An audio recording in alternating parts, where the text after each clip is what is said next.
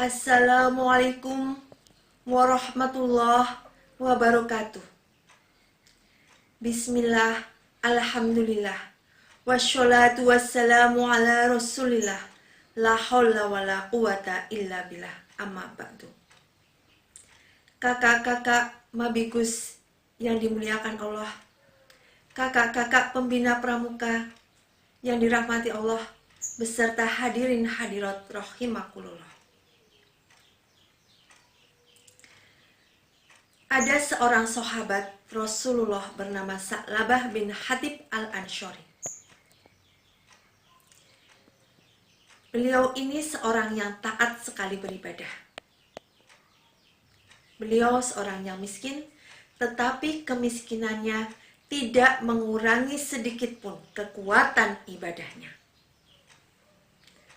Akan tetapi, Sa'labah ini aneh. Selesai sholat, dia langsung pulang. Tidak wirid, tidak zikir, dan tidak doa. Kalau sahabat-sahabat yang lain selesai sholat, Allahumma antas salam. Jika Sa'labah selesai sholat, Allahumma lantas jalan.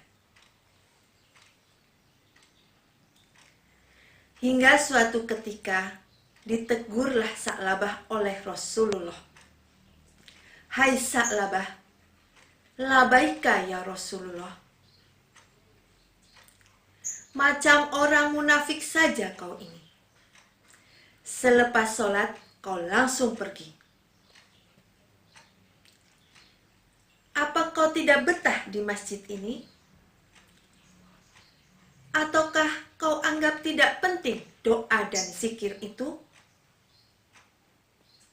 Wahai Rasulullah, maafkan saya. Bukan saya tidak betah di masjid ini, dan bukan pula saya tidak menganggap penting zikir dan doa. Saya ini orang yang miskin ya Rasulullah. Kain sarung yang saya gunakan ini, saya gunakan untuk bergantian beribadah dengan istri saya. Kalau saya kelamaan berzikir di masjid ini, istri saya tidak kebagian waktu sholat ya Rasulullah. Oh, begitu ya Sa'labah.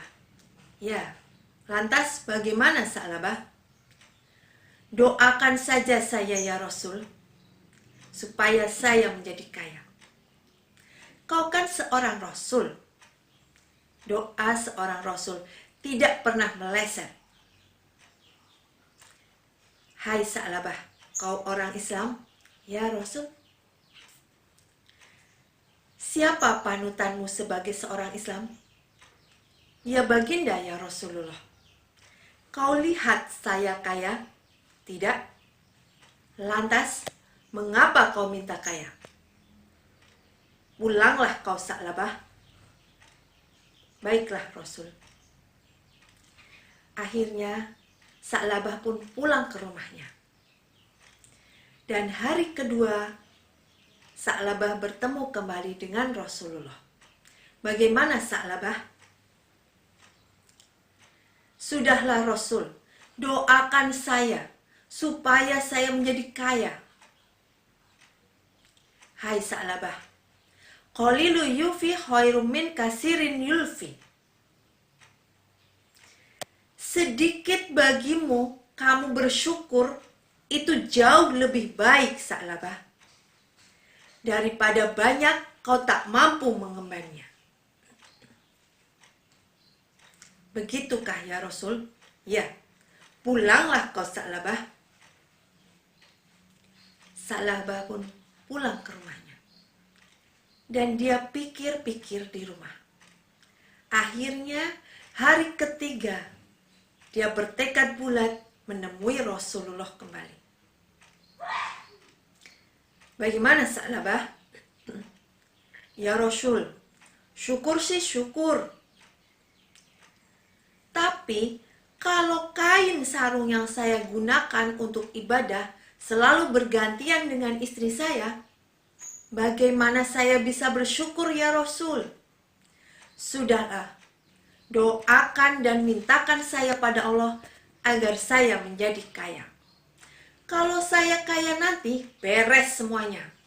Saya akan sholat berjamaah, saya akan bersedekah, dan saya akan berikan hak-hak semua orang.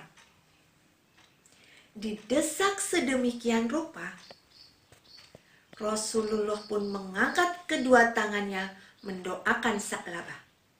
Allahumma ruzukna Sa'labah. Ya Allah, berikanlah rizki pada Sa'labah. Rasulullah memberikan hadiah seekor kambing betina yang sedang hamil. Hai Sa'labah, bawalah kambing betina ini. Semoga bisa membawa keberkahan dalam hidupmu. Dari seekor kambing betina itu, lahirlah 2 ekor kambing sekaligus. Dari 1 menjadi 3, 3 menjadi 5, 5 menjadi 7. Setiap hari kambingnya berkembang biak dan bertambah banyak. Mulailah Sa'labah berkesibukan. Biasanya Sa'labah menantikan waktu sholat di masjid. Kali ini berbeda cerita. Sudah iqomah, Sa'labah baru kelihatan. Hingga sholat berikutnya di 5 waktu sholat, dia tidak lagi terlihat. Begitu juga dengan sholat Jumat. Khotib sudah berada di mimbar, Sa'labah baru kelihatan. Pada Jumat-Jumat berikutnya, dia tidak lagi terlihat. Orang-orang pun bertanya, kemana Sa'labah? Di mana Sa'labah? Oh, dia sedang keluar kota, menggembala kambing-kambingnya. Sayang sekali, celakalah Sa'labah. Hingga tiba waktu membayar zakat, alih-alih Sa'labah tidak mau mengeluarkan zakatnya. Hingga pada zaman Utsman bin Affan, Sa'labah mengalami kebangkrutan dan kebinasaan dengan harta-hartanya. Hadirin hadirat rahimakumullah.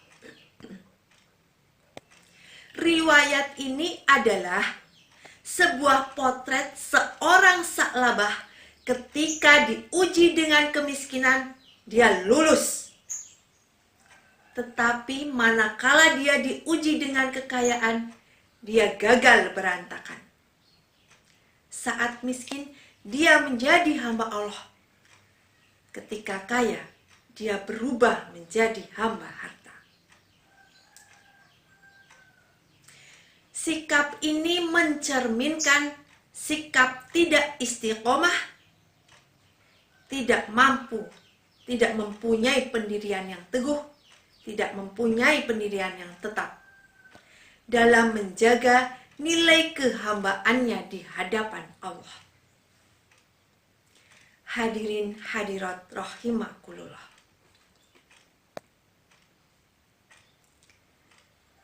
Ibadah kita tidak bergantung pada cuaca, seperti halnya Sa'labah. Ketika miskin, dia hamba Allah, dia tekun beribadah. Ketika kaya, dia gagal berantakan.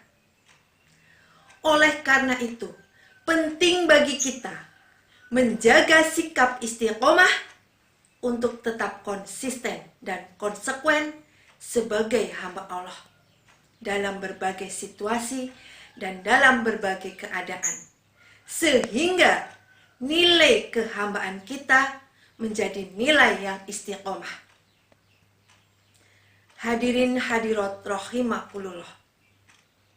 Semoga amalan-amalan ibadah kita di bulan Ramadan ini membuat kita menjadi orang-orang yang istiqomah dalam menghadapi ujian dan cobaan yang diberikan Allah Subhanahu wa Ta'ala kepada kita semuanya.